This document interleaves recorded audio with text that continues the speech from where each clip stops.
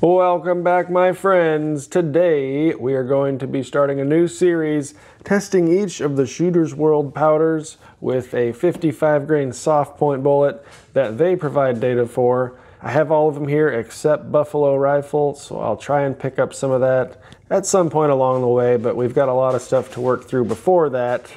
But anyways, this is just going to be a quick introduction video about our components, going over some of the load data and some of the applications that we can use the Shooters World powders for in 223 Remington or 5.56. So real quick, we'll go through our components before we go through each powder and our data. So let's get into it here. So my projectile we're starting with, this is a 55 grain soft point from Hornady. Midsouth sells it as their Varmint Nightmares in a 500 bulk pack, so I went ahead and grabbed one of those. I thought that would be great to kind of keep it with the same lot of bullets, keep everything consistent throughout. So those should be a very nice platform to test with here. So these are all Winchester head stamps. They've all been fully prepped so far, but you might be wondering about the color. These were actually from their purple training ammo. If you've ever seen that, all the cases have this gross purple dye on them, and this is what happens after it's been wet tumbled a few times. And you can see underneath, it's just a normal brass casing. So we have 50 pieces of these all prepped and ready to go for our testing, and that's our brass. Our primer selection for this series, we're going to be using the CCI number 41s. Obviously, most of these powders and bullets, can also be used in an AR-15, so we're going to go with a harder cut primer that most people might have on hand for just such a loading. Although I'm going to be shooting it out of a Howa 1500 bolt-action rifle with a 20-inch barrel. After we kind of verify some loads and do that sort of stuff, I'll run them through my AR as well, but we're going to be testing accuracy and so on with the Howa. Anyways, the primer's here, the CCI number 41. This is the hard cup NATO spec primer. It's Magnum rated apparently as far as ignition or whatnot, and it has harder cups to avoid slam fires. So this will be our primer of choice. The dyes we're going to be using are these RCBS small base dye set I have. We'll be sizing with the small base die, again, because we'll be going through multiple guns at some point in time, maybe not specifically here, and it's definitely not needed for a bolt action, but it's nice to have a small base die if you plan on loading up, 1,000 rounds and going blasting at the range with, 5 different guns that might end up coming along. So we'll be using the small base die. It also comes with a seating die that has a taper crimp function, which we may or may not use. I also have the Lee Factory crimp die that we could try as well, but I might just start with no crimp at all because that's just another variable that we would be adding into the equation. And if we can eliminate some of those, then we might do that and go without crimping to begin with. So we'll start with our reloading guide here and take a look at their version of the burn rate chart so we can decide which powders to go with and where to start. And they actually have kind of a funny typo here. They have it as AK plus, but obviously it's AR plus. Anyways, I have Blackout, AR plus, Tactical Rifle, Match Rifle, and Precision. They have data for all those, as well as Buffalo Rifle. Now that would lead me to believe that we could also create a load with SOCOM because it's between these two and within that range of usable powders. But they currently do not provide data for that, so we're not going to go exploring just quite yet. But I have 5 powders on hand to test with, so we'll start with that, and eventually we'll pick up some Buffalo, and we might test the SOCOM at some point, but who knows?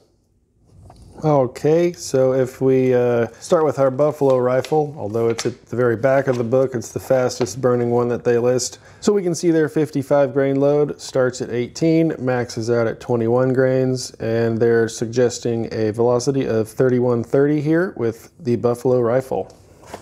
Next, on their website, actually, they now have a new interactive manual, they call it. They list 5.56 data for both Blackout and their Lovex equivalent D063.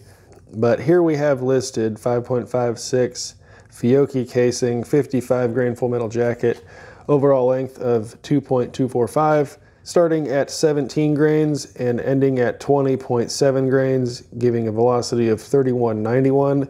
So Blackout, if we can find any accuracy, could be a pretty good blasting powder for your AR if you're going for economical, low usage. So maybe Blackout will be a promising one, but we'll have to see. Next here, if we look at AR Plus, I've never used it in 5.56 yet, but I've had luck with it in 308, so hopefully we'll be able to get some good results. Here they list a 55 grain projectile, 19 up to 26.5 grains, but they're going to give you another 200 feet in velocity compared to the Blackout there. So AR Plus might be promising. I've already had good accuracy with it in 308, so maybe that'll transfer over here. We shall see. Next is the tactical rifle. Here we have a 55 grain bullet, 17.5 grains up to 24.5 grains, velocity 32.41. But also back here they list 5.56 going all the way up to 27 grains, hitting a velocity of 34.60. So maybe we'll work all the way up to 27 grains here with tactical rifle. But if we find some accuracy way before that, I don't mind stopping if we're able to group them up. And here after tactical rifle, we are up to match rifle, 55 grain full metal jacket, starting at 24 grains, maxing out at 27 with a velocity of 33.11. Not too bad there, but we're getting on the slower burning side. So as you can see, we're using a lot more powder than the 20.7 grains that the Blackout was using. And just like tactical, if you get to the 5.56 data section, they go all the way up to 28.5 grains with a velocity of 34.11. So if you're going for top velocity, trying to get your NATO spec or whatever, this might be a good one for you if your barrel length allows you. Moving on now. And lastly here we have Precision. This is basically their version of Varmint. If we go to 5.56 with a 55 grain bullet, 20.5 all the way up to 26 grains, only gives us 28.86 with a 55 grain bullet. So not the best velocity at all. But again, if we can get some great accuracy, then it could be a very good powder. And that was all of our loading data as far as these 5 powders and another potential if we are able to find some buffalo rifle. So we've got our 50 pieces of brass ready to load. We've got primers on hand. We've got projectiles picked out. We've got all of our powders chosen. So I think I'm just gonna go up the burn rate chart from fastest burning to slowest, and we'll go from there. Although I was thinking if I took 10 shots from each powder, a Satterley method, maybe that would give us a good starting point and tell us which powder to go to first instead of, starting at one end and going all the way up. Maybe our Satterley method will point us in a direction where we can find a good velocity node that our bullet likes and is working well with that powder. So these are just some ideas I'm bouncing around. Otherwise, I'm going to start with Blackout and work my way up. Either way, if you enjoy this sort of content, feel free to subscribe to the channel and like the video. You can also support us over on patreon.com/dummyround. And that's going to do it for today, folks. Thanks for hanging out, and we will see you in the next video. Have a good one.